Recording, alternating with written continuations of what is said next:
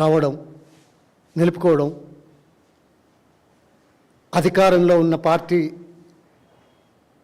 చేసే ప్రయత్నాల మీద కానీ ఆలోచనల మీద కానీ కొనసాగుతున్న సందర్భాలలో ప్రతిపక్షాలు ప్రజలకు తెలియజేసే విధంగా చేసే బాధ్యతలు నిర్వర్తించడంలో దాన్ని తప్పుగా పట్టే ఈనాటి ప్రభుత్వాలు కానీ రాజకీయ నాయకులు కానీ, సరే అది రాజకీయం అనొచ్చు ఎవరైనా, కానీ చివరిగా మిగిలేదేంటి? ప్రజలకు ఏం చేస్తున్నాం అనేది. నాకు దురదృష్టం ఏంటంటే ఈ మధ్య రోజుకో అంశం మీద చాలా పెద్ద ఎత్తున వాదనలు ప్రతివాదనలు, మీకు తెలియదు కాదు. కానీ అసలు ఈ ప్రభుత్వం ఏ ఆలోచనతో పనిచేస్తున్నదనే విషయాన్ని గట్టిగా చెప్తారా ప్రభుత్వంలో ఉన్నవాళ్ళు? ఎలక్షన్ల ముందు కానీ ఎలక్షన్ల తర్వాత కానీ అధికారంలోకి వచ్చినాక చేసే కార్యక్రమాలు కానీ, గత సంక్షేమ కార్యక్రమాల పట్ల ఏ విధమైన దృష్టి పెడుతున్నారు, ఏ విధంగా అమలు చేస్తున్నారు అనేది ఆలోచనలు చేయాల్సిన అవసరం లేదా? అది ప్రజలకు చెప్తే ఇది రాజకీయం అవుద్దా? అది రాజకీయం కాదే. ఎన్నికల ముందు రాజకీయాలు నాకు తెలుసు, అది అందరికీ తెలుసు. కానీ ఎన్నికల తర్వాత కూడా రాజకీయాలు చేసి పబ్బం గడుపుకునే దైన్యస్థితిలో ఉన్న ఈ రాష్ట్ర ప్రభుత్వం యొక్క చర్యలు ఖండించడానికి నేను మీ ముందుకు వచ్చాను. ఇది ఆవేదనతో ఆవేశంతో మాట్లాడుతున్నాను. ఎందుకయ్యా? ఓకే, చాలా ఉన్నాయి. మనం దేశంలో అన్ని రాష్ట్రాల కంటే అన్ని రంగాల్లో చాలా రంగాల్లో ముందున్నాం.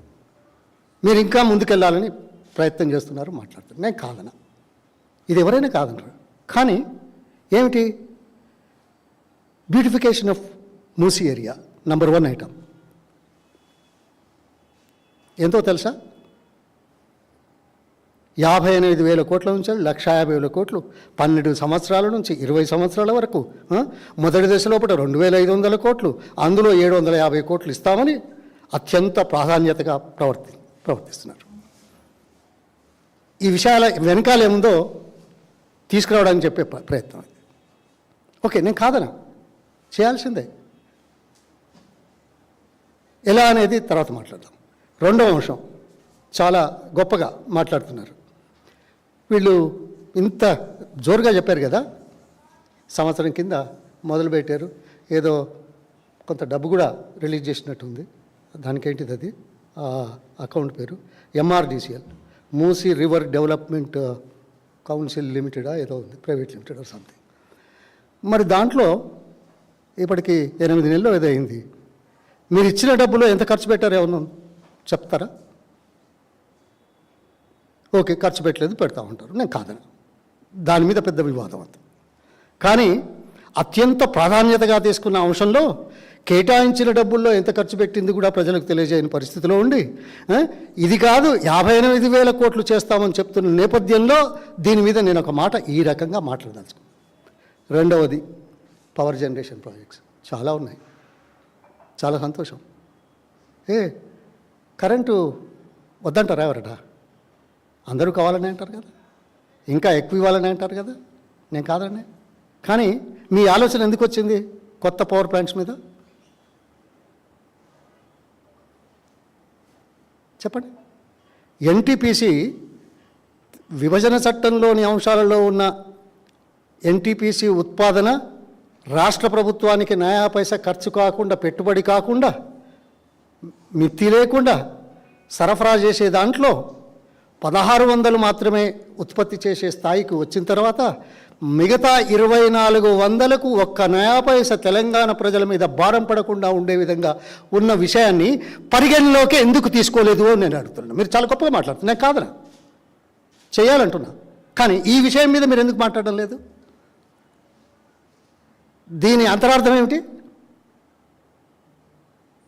ప్రజల మీద భారం వేసి ప్రజల సొమ్మును మీ ద్వారా మీ సమయంలో అడ్వాన్సులుగా ఇచ్చి చేస్తున్నామని గొప్పలు చెప్పుకోవడానికి చేసే ఎత్తుగడలో భాగంగా కదా. వస్తారా చర్చకు? చాలా ఉన్నాయి అందులో.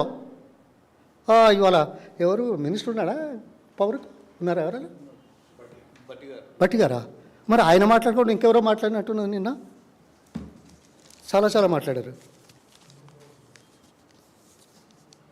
ఇది ఏ రాజకీయ పార్టీ పేపర్ కాదండి, ఒక జాతీయ పార్టీ పేపర్ నేను చూపించేది. ఎందుకంటే రాజకీయ పార్టీల పేపర్లు ఉంటే ఈ ఎవరిది వాళ్ళే చెప్తారని మీరు అంటారు, ఇంకెవరైనా అనొచ్చు, మనకు కూడా అభిప్రాయాలు ఉంటే ఉండొచ్చు. కానీ ఎవరైతే శాఖను నిర్వహిస్తున్నారో వారు మాట్లాడకుండా ఇంకొక ఆయన మాట్లాడాడు. ఎవరో మాట్లాడాను, అచ్చా మిత్రుడు ఇరిగేషన్ మంత్రికి పనిచేస్తున్నాడు, ఆయనే కదా దీని మీద మాట్లాడాడు. ఓహో, ఇరిగేషన్ మీద మాట్లాడితే బాగుండేదేమో, పవర్ మీద కూడా మాట్లాడుతున్నాడు.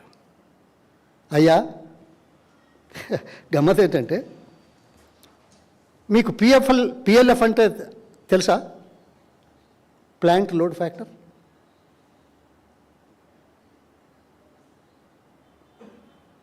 రాష్ట్రంలో పిఎల్ఎఫ్ ఎందుకు తగ్గిందో చెప్పగలుగుతారా? ప్లాంట్ లోడ్ ఫ్యాక్టర్ 53% ఉంటే ఉత్పత్తి చేసే సామర్థ్యాలు 53% పడిపోతే ఈ మధ్య ఈ 10 ఏళ్లలో 62-63% తీసుకొచ్చారు, 22-23 వరకు. దానికి పెట్టుబడి ఎంతో తెలుసా? కొత్త ఉత్పాదనకు ఎంతో తెలుసా? ఉన్నదాన్ని బలోపేతం చేయడానికి, ఇంప్రూవ్ చేయడానికి, అధికంగా ఉత్పత్తి చేయించడానికి చేసే కార్యక్రమాల్లో మెయింటెనెన్స్ అండ్ ఇదే, కొత్త క్యాపిటల్ అక్కర్లేదు. దాని మీద దృష్టి ఎందుకు పెడతలేరు? పిఎల్ఎఫ్ అంటే తెలుసా అసలు? దాని మీద దృష్టి పెడితే కొత్త ఉత్పాదన కంటే ఇందులో ఇంకో 5%, 10% ఇంప్రూవ్ చేయగలిగితే పెట్టుబడి లేకుండా మీరు ఆశించిన లక్ష్యాలు ఏవైతే ఉన్నాయో కొత్తగా ఉత్పత్తి చేద్దామనే దానికి పర్యవసానం కాదా? సమాంతరం కాదా? పెట్టుబడి లేకుండా చేయగలుగుతాం కదా కొద్ది పెట్టుబడితోటి. ఆ ఆలోచన ఎందుకు రాలేదు? ఇది ప్లాంట్ లోడ్ ఫ్యాక్టర్ అంటే తెలియదా మాట. ఓకే, ఇంకోటి చెప్తా. ఏంటది?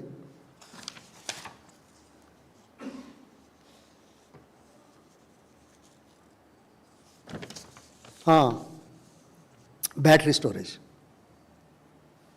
ఓకే, చాలా అవసరం. ఇవన్నీ సాంకేతికమైన అంశాలు. ఇది ప్రజల్లో తీసుకుపోవడం కొద్ది కష్టం, కానీ దానిలో ఉన్న అంతరార్థం తెలియజెప్తే విషయాల మీద కొంత పరిపక్వత వస్తుంది, అర్థం చేసుకోగలుగుతారనే విషయం. ఓకే, బ్యాటరీ స్టోరేజ్ ఎందుకు మన అందరికి తెలుసుకోవాల్సిన అవసరం. మనం సప్లై చేసే విద్యుత్తులో పీక్ లోడు ఎప్పుడు ఉంటుంది? సాధారణంగా ఎర్లీ మార్నింగ్, మన తెలంగాణలో ఎర్లీ మార్నింగ్ అవర్స్లో ఉంటుంది. సాయంకాలం 6 తర్వాత ఆ సమయంలో ఎక్కువగా ఉంటుంది. అసలు మన ఉత్పాదన కంటే పీక్ లోడు ఉత్పాదనకు డిఫరెన్స్ ఎంత ఉందో తెలుసా ఈ మాట్లాడే వాళ్ళకి? Not even 9%, 5%, 5 to 9% variation. 5 to 9% వేరియేషన్కు నువ్వు కొత్తగా ప్లాంట్ పెడితే ఎంత కాస్ట్ అవుతున్నది? మరి అదే బ్యాటరీ స్టోరేజ్ పెట్టి ఆ 5 to 9%, ఎందుకంటే డే టైం అంతా మనకు నేషనల్ గ్రిడ్ నుంచి వస్తున్నది. తర్వాత సోలార్ పవర్ బాగా చేశాం. సోలార్ పవర్ కార్యరూపంలో తీసుకురావడానికి విధి విధానాలలో ముఖ్య పాత్ర వహించిన నాకు ఈ మాట మాట్లాడే అవసరం వచ్చిందని మాట్లాడుతున్నా. 5% పీక్ డిమాండ్కి ఆ కొద్ది మొత్తానికి స్టోరేజ్ చేసుకోవడానికి బాగానే, నేను కాదనా. అది చేయకుండా కొత్త ప్లాంట్లు ఎందుకు పెడుతున్నాం? సమాధానం చెప్తారా? చెప్పలేరు. ఇవి సాంకేతికమైన అంశాలు. సాంకేతిక వాళ్ళతో మాట్లాడి అవసరం ఉంటే సరిదిద్దుకునే శక్తి సామర్థ్యాలు కలిగిన బాధ్యతలు నిర్వహించే రాజకీయ నాయకులు కావాలి. కానీ ఒత్తిళ్లతోటి మన అవసరాల కోసం సొమ్మును సంపాదించుకునే ఏకైక లక్ష్యంతో చేసే కార్యక్రమాలు ఎలా ఉంటాయి? ఇలాగే ఉంటాయి. మీ ఆలోచన ఇంకా వేరే లేదు కదా. ఈ ప్రభుత్వ ఆలోచన కేవలం డబ్బు సంపాదన కోసమే ఉంది. అవకాశం వచ్చింది, ఈ అవకాశాన్ని ఉపయోగించుకొని మాకు మేము డబ్బులు సంపాదించాలనే తపన తప్ప రాష్ట్రం యొక్క అభివృద్ధి కానీ లక్ష్యం కానీ ప్రజల యొక్క అవసరాలకు ఏ రకంగా చేయాలనే ఆలోచన లేనటువంటి దైన్యస్థితి అన పొరపాటది. తెలిసిన వాళ్ళకి చెప్పవచ్చు, తెలియని వాళ్ళకి చెప్పవచ్చు. తెలిసినా తెలియలేదన్నట్టు ఉండేవాడు తెలియకున్నా తెలిసిందనే వాడికి ఏం చెప్తామయ్యా? ఆయన లక్ష్యం వేరు, ఆయన ఉద్దేశం వేరు, ఆయన కానీ వాళ్ళు కానీ. అగో అదే ఈరోజు జరుగుతున్నది. అదేవిధంగా ఇంకా చాలా ఉన్నాయి. మీరు అంటున్నారు న్యూక్లియర్ పవర్ గురించి ఎప్పుడైనా ఆలోచించారా? ఇవన్నీ చెప్తున్నారే, దేశంలో ఇతర దేశాల్లో న్యూక్లియర్ ప్లాంట్ల గురించి ఎప్పుడైనా చూశారా, చర్చించారా? ఇప్పటి వరకు దేశంలో ఏ ఒక్క ప్రమాదము సంభవించలేదు. ప్రపంచంలో ఈ 60 ఏళ్లలో ఓన్లీ మూడే, ఒకసారి రష్యా, ఒకసారి ఏది అమెరికా, అప్పుడెప్పుడు 70లో. అటువంటప్పుడు శాశ్వతంగా వచ్చే దాని గురించి ఆలోచించకుండా కేంద్ర ప్రభుత్వం విధించిన విధానాలను సవరించమని కోరితే తప్ప ఆ ఆలోచన చేశారా? దాంతో రాష్ట్రానికి ప్రజలకు మరింత మేలు జరుగుతుంది కదా శాశ్వతంగా. Coal is a depletable pollution, very high expensive.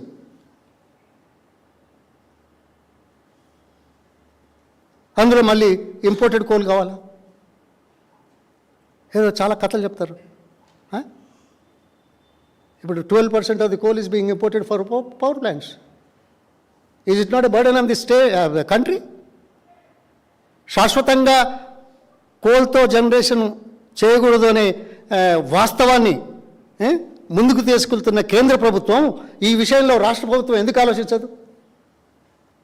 ఇవన్నీ చాలా ఉన్నాయి. ఇదొక్కటే అంశం మీద ఇన్ని పర్యాలు ఉన్నది. ఇక పవర్ జనరేషన్ ప్రాజెక్ట్స్ ఏది మన దీనిది సింగరేణిది చాలా సంతోషం. నేను ఇంకో మాట ఇదో మాట్లాడబోదు. ఏది బ్యాటరీ స్టోరేజ్ అయింది కదా, ఈయన ఎవరో మాట్లాడారన్నది కదా, విద్యుత్ శాఖ మంత్రి కాకుండా ఏది ఇరిగేషన్ మంత్రి. చాలా బాగా మాట్లాడారు పవర్ మీద. దీని మీద ఇరిగేషన్ మీద కూడా మాట్లాడితే బాగుండేదేమో. మీరు ప్రాణహిత నుంచి తుమ్మిడిహెట్టి నుంచి నీళ్ళు తీసుకొచ్చి గత ప్రభుత్వంలో ఏర్పాటు చేసిన 3వ సుందిల్ల దగ్గర నుంచి మళ్ళీ ఎల్లంపల్లికి తీసుకుపోదామనే ప్రణాళిక. చాలా సంతోషం. ఇవి బాగాలేవన్నాం కదా, ఇంకా రిపేర్ చేయట్లేదు కదా, దీన్ని చేస్తా అన్నారు. దీనికి ఎంత అయిందో మీకు తెలిసి ఉండాలండి. 8,000 కోట్లు, ఏదో 9,000 12,000 ఏదో అన్నారు. ఎంతో మీకు నేను ఏదన్నా చెప్తే బాగుండదు. మీరే కనుక్కొని రాసుకోండి. ఇక నేను చెప్తే కావాలని చెప్పిండు ఇంట్లో ఇంత డబ్బుల కోసం అని నాకు అర్థం కాదు. ఈ మాట మాట్లాడే ఆయన ఎల్లంపల్లి నుంచి ఇప్పటి వరకు ఎన్ని టీఎంసీల నీళ్లు పంపు చేశారో చెప్తాడా? ఉపయోగించుకున్నామా? కాళేశ్వరం సుందిల్ల అన్నారం ఇది రాష్ట్ర ప్రయోజనాలను కాపాడుకోవడానికి ముందస్తుగా తీసుకున్న చర్యల్లో భాగంగా ఇతర రాష్ట్రాల నుంచి ఒత్తిళ్లు రాకుండా ఎంత నీటిని ఉపయోగించుకున్నాం అనేది ముఖ్యం కాకుండా అంతర్రాష్ట్ర వివాదాలకు తావు లేకుండా ఉండడానికి చేసిన ప్రయత్నంలో చేసిన దాంట్లో చేస్తూ ఉంటే ఓకే, తప్పు పట్టారు, ఇది రాజకీయం, ఇది చేస్తారు. కానీ ఎల్లంపల్లి అయితే గోదావరి మీదే ఉంది కదా. ఏం మహానుభావ, ఆ నీళ్ళు తీసుకొచ్చి ఇలాంచెల్లి మళ్ళీ ఎల్లంపల్లికి పోసే కదా తీసుకున్నది. మరి ఇప్పుడు ఎల్లంపల్లిలో వాడుతున్నావా నువ్వు? ఎంత వాడావు? ఎన్ని నీళ్ళు సముద్రంలో పోతున్నాయి అది చూసావా? అంటే ఈ 9,000 కోట్లు 12,000 కోట్లు దేనికోసమయ్యా? దేనికోసం చెప్పండి, నేను చెప్పా దేనికోసం. ఓకే, అయిపోయిందా? ఇంకా సింగరేణితోటి ఇన్వెస్ట్మెంట్ చేస్తారు. ఎందుకంటే మనకు 51% వాటా ఉంది, 49% గవర్నమెంట్ ఆఫ్ ఇండియాది ఉంది. సరే, అది ఒక సంస్థ. ఆ సంస్థ ద్వారా మొదట్లో చేశాం. దాని నుంచి ఇప్పుడు కోల్ ప్లాంట్లే భారం అవుతున్నాయి అంటుండగా మళ్ళీ ఆ సంస్థ ద్వారా ఇటు రాష్ట్ర ప్రభుత్వమే కాకుండా రాష్ట్ర ప్రభుత్వం ఆధీనంలో ఉండి లిక్విడిటీ ఉండి అధిక ఆదాయం వస్తున్న దాన్ని పెట్టుబడి. ఓహో, ఇటు అటు రెండు. దాని అర్థం ఏందో అర్థం కాదా? కనపడదా? అది బ్యాటరీ స్టోరేజ్ చేసుకుంటే మంచిగా ఉంటుంది. ఇంతకుముందే ఏదో చేశారు 1 మెగావాట్ ఏదో. ఇంకా ఎక్కువ చేస్తే మనకు పీక్ లోడ్ నుంచి ప్రాబ్లం ఉండదు. అది కాదు, పవర్ ప్లాంట్ పెట్టాలి. అదే కాకుండా ఈ ప్రాణైతే చేయవల్ల 9 హెట్టి అయింది కదా. 5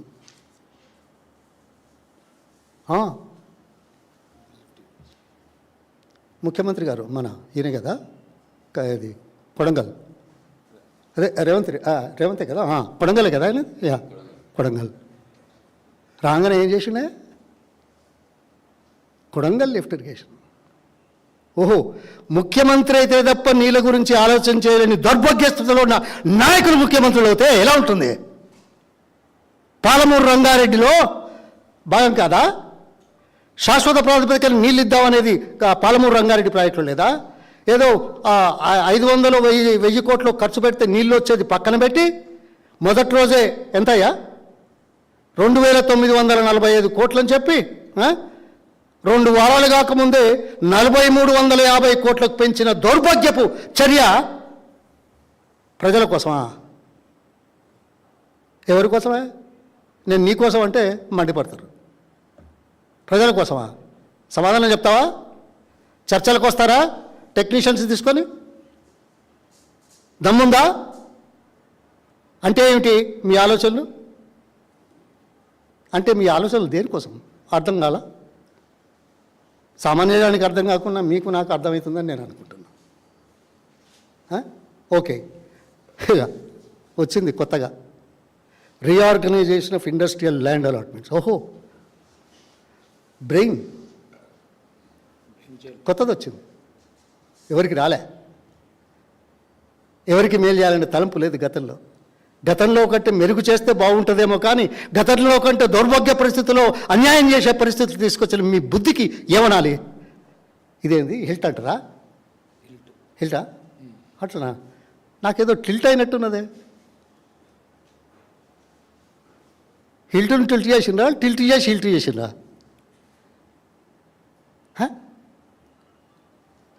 అన్ని ఎకరాలు, అన్ని లక్షల కోట్లు, దీని భావమైంది అని ఏదో తెలుగులో ఏదో పద్యం ఉన్నది కదా, లేదా? దీని భావమైంది తిరుమలేశ, దీని భావమైంది రేవంత్ అనాలనా? దీని మీద ఎన్ని చిక్కులు వస్తున్నాయో తెలియదా? మీ అధికారులు ఏమంటున్నారో మాకు తెలియదా? చర్చలు జరిగినాయో తెలియదా? క్యాబినెట్లో ఎవరేం మాట్లాడుకున్నారో తెలియకుండా ఉన్నామా రాజకీయాల్లో ఉండి? ఎవరినయ్యా దగా చేస్తారు, ఎవరినయ్యా మోసం చేస్తారు? ఎందుకయ్యా ఇది? ఇంకా ఒకటి ఫార్చ్యూన్ సిటీ. దీని తర్వాత 2-3 ఉన్నాయి. ఇవి చెప్పడానికి దానికి కారణం వస్తుంది. నేను కాదనా? ఓకే, ఫైన్, బ్రహ్మాండంగా చేయాలి. ఏమన్నాడు? ఇదేదో చైనా ఇంకేదో అన్నాడు కదా, జపానా? నిన్న ఇవాళ ఏదో మాట్లాడింది కదా, చైనా జపాన్లతో పోటీయా ఇంకేదో అన్నాడు. పోటీ కదా, వాళ్ళని దాటిపోయినాం అనుకుంటున్నా నేనైతే ఇప్పటికే దాటిపోయింది అనుకుంటున్నా. ఈ రాష్ట్రాన్ని ఆ స్థానంలో ఉంచాడు అని అనుకుంటున్నా, ఉంచాలని అంటున్నాడని అనుకుంటున్నా. అది నిజంగా చెప్పాలంటే. ఓకే, ఇవి 7, 8, 9 అంశాలు ఈ రాష్ట్ర ప్రభుత్వం చేస్తున్న ఆలోచనలకు ఉదాహరణ. చేయండి, రాష్ట్రం బాగుపడాలని చేయడానికి ఆలోచన చేస్తే తప్పు కాదు కదా. ఓకే, దీనికి డబ్బులు ఎలా? ఒక్కొక్క దానికి ప్రతి సంవత్సరం ఎంత పెడతారు? ఇది ఎలక్షన్ మేనిఫెస్టోలో లేదు. ప్రభుత్వం వచ్చిన తర్వాత ఇప్పుడు ప్రభుత్వం దీనస్థితిలో ఉండి ఏది ప్రజల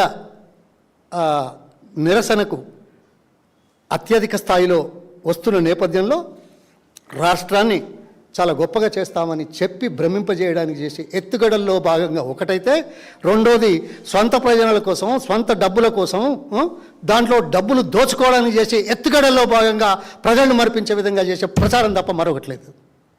అయ్యా ఓకే, వస్తా ఇప్పుడు మళ్ళా.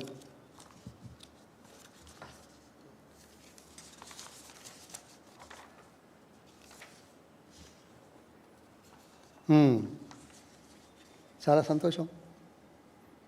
నెక్స్ట్ పాయింట్లోకి వస్తున్నా. ఇదేమో ఆలోచనలు భ్రమింపజేయడానికి. ఇక చెప్పింది 24 లక్షల ఇండ్లు 4 సంవత్సరాలు చేస్తామని చెప్పారా లేదా? నేనేం అబద్ధం చెప్పట్లేదు కదా. మీకు తెలుసు కదా, మన మీడియాలో వచ్చింది కదా, మంత్రులే స్వయంగా కూర్చొని మాట్లాడారు కదా. 4 సంవత్సరాల్లో 24 లక్షలు. 24 లక్షలు అంటే ఒక్కొక్క దానికి ఎంతయా? ఎంత అవుతుంది? 5 లక్షలా 6 లక్షలా? ఏదో చెప్పరాదు, ఎందుకంటే నాకు లెక్కలు సరిగ్గా రావు, కరెక్ట్ చేసుకుందామని. 1,20,000 కోట్లు 5 లక్షలు అయితే, 6 అయితే 6 2 12, 6 4 24, 14 లక్షల, అదే 1,44,000 ఏదో అవుతుంది. ఓహో, 4 ఏళ్ళ అంటే సంవత్సరానికి 30,000 కోట్లు. ఆహా, ఇప్పుడు సంవత్సరం దాటుతున్నది కదా మొదలుపెట్టి అని. ఎంత డబ్బు రిలీజ్ చేశారు? ఎంత ఖర్చు పెట్టారు? ఎన్ని ఇళ్ళు ఇచ్చారు? చెప్తారా? దమ్ముందా? పత్రికాముఖంగా వచ్చి గొప్పలు మాట్లాడే నాయకులకు సమాధానం చెప్పే ధైర్యం ఉందా అని అడుగుతున్నా. ఎందుకయ్యా మోసం? ఓకే, 24 లక్షలు ఇల్లు కావాలా? చేస్తాం, మొదలు పెడతాం. 10 ఏళ్ళు, 5 ఏళ్ళు, 20 ఏళ్ళు, ఆదాయాన్ని బట్టి, ఆదాయాన్ని పెంచుకునే దాన్ని బట్టి చేస్తారు ఎవరైనా. కానీ 4 ఏళ్లలో చెప్పి నువ్వేం ఖర్చు పెడుతున్నావు, ఏం చేశావు అని అడిగితే సమాధానం వస్తుంది దాని దగ్గర చెల్లి. ఓహో, వీళ్ళతోటి తిప్పలే ఉన్నది, ఇంకా చాలా ఉన్నాయి. రైతు బంధు ఇచ్చారా? ఎరియర్స్ లేవా? అది ఎవరికయ్యా రైతు బంధు? వ్యవసాయం చేసుకునే రైతులకే కదా. 5 ఎకరాలు 10 ఎకరాలు ఉన్నోళ్ళు ఎంతమంది ఉన్నారు? 10 ఎకరాల పైచీలకు ఉన్నోళ్ళు ఎంతమంది ఉన్నారు? ఉన్న రైతుల శాతంలో నువ్వు ఇచ్చింది ఏ బాపతోళ్లకు? అది కూడా పూర్తిగా వేయలే. 3 ఎకరాల వాళ్ళకు యాసంగి పోయిన యాసంగి 24, 25 యాసంగి, 25, 26 దేవుడరుగా ఈ వర్షాకాలం ఉన్నది. ఇంకా దానికంటే ముందు ఏదో పెడుతున్నాడట. ఏంటిది అది? ఏదో ఇంట్లో ఉన్నది కదా, ఏదో శాటిలైట్ అట, దాంట్లో చూస్తాడట. ఓహో, అందులో చూసి ఇలా ఎవరు ఎలిజిబులో, ఎవరు వ్యవసాయం చేస్తున్నారో చూస్తాడా. చూడు, నేను కాదంటనా. కానీ నాట్ల సమయంలో ప్రైవేటు వడ్డీ వ్యాపారుల బారిన పడకుండా రైతును కాపాడుకొని పెట్టుబడులు పెట్టడానికి అవసరమయ్యే డబ్బులో నీ రాజకీయాలా? ఓకే, చెయ్యి, ట్రాన్స్పరెంట్గా చేయడానికి ఎవరు అనరు. కానీ ఇది మొదలు ఇవ్వయా. దీంట్లో ఎంత నష్టం వస్తున్నది అనుకుంటున్నావు? ఇప్పుడు చెప్పిన వాటిల్లో ఎంత నష్టం వస్తున్నది అనుకుంటున్నావు? అంటే ఇందులో డబ్బులు రావు కదా. రైతులకు పంచే దాంట్లో మనకేం డబ్బులు రావు కదా. అవునా? అంటే మిగతా దాంట్లో వస్తుందా? అవునా? అచ్చా, అది అంటే ప్రభుత్వం యొక్క లక్ష్యం ఎలా ఉంది చెప్పడానికి ఇదొక్కటేనా? కొనసాగుతున్న సంక్షేమ పథకాలు ఎన్నిటికీ పక్కన పెట్టారు. ఇవాళ ఇదేంటిది,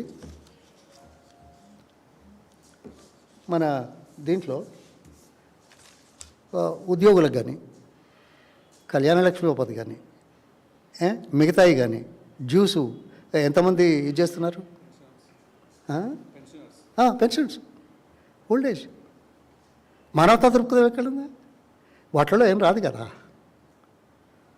వచ్చే ఏది ఏందో ఆలోచన చేస్తున్న ప్రభుత్వాలకు ఏం చెప్పాలయ్యా? అంతకంటే నన్ను ఏం చెప్పమంటారు చెప్పండి. ఒక్కొక్క విషయం మీద యుద్ధం నడుస్తున్నది రోజు. కానీ ఇన్ని విషయాల మీద సమగ్రంగా ఆలోచించి ప్రజల ముందుకు, మా ముందుకు చర్చకొచ్చే దమ్మును నేను అడుగుతున్నా. నేను చెప్పండి. అందుకే ఏదో అవకాశం వచ్చింది ఆ సందర్భంలో ప్రజలు సరే వీళ్ళంతా చేశారు, వీళ్ళు ఎక్కువ చేస్తారేమో, ఇన్ని చెప్తున్నారు కదా, బీసీ రిజర్వేషను, అదేంది కామారెడ్డి డిక్లరేషను, తర్వాత ఏఐసిసి ప్లీనరీ సెషను, ఇది అది, తర్వాత ఇంకేదో చేస్తామన్నారు, తులం బంగారం అన్నారు, ఇదన్నారు అదన్నారు అని కొద్దిగా ఆశపడరు, ప్రజలు ఆశపడతారు. ఇది సర్వసాధారణం, ఇలా కొత్త కాదు కదా. ఆశపడితే వమ్ము చేస్తావా? ఆశకు అనుగుణంగా పనిచేయాల్సిన అవసరం లేదా? ఆశకు 100% ఎవరైనా చేస్తారని అనుకోవడం పొరపాటే, నేను కాదనా. ఇవి రాజకీయ ఎత్తుగడలో భాగం. కానీ ఎంత మేరకు చేసినాం అనేది కూడా చర్చించుకోవాల్సిన బాధ్యత లేదా? సమాధానం చెప్పే అవసరం లేదా? అగో అది లోపించింది కాబట్టే, ఇక మీరు చేయలేరు కాబట్టే, చేయలేకపోతున్నాం అనే లోపట భావం ఉండే సంపాదన మీద దృష్టి సారించి చేస్తున్న పథకాలు తప్ప, విశేషాలు తప్ప, ప్రజలను మభ్యపెట్టడం చేసే ఎత్తుగడలు తప్ప మరొకట్లేదు. ధన్యవాదాలు. మీకు ఆఫ్ ది రికార్డ్ మన చిట్ చాట్లో ఇంకా చాలా విషయాలు ఉన్నాయి, అన్నీ ఉన్నాయి తీసుకొచ్చాను.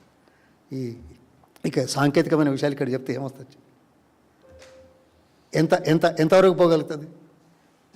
అందుకోసం will have chit chat. Thank you.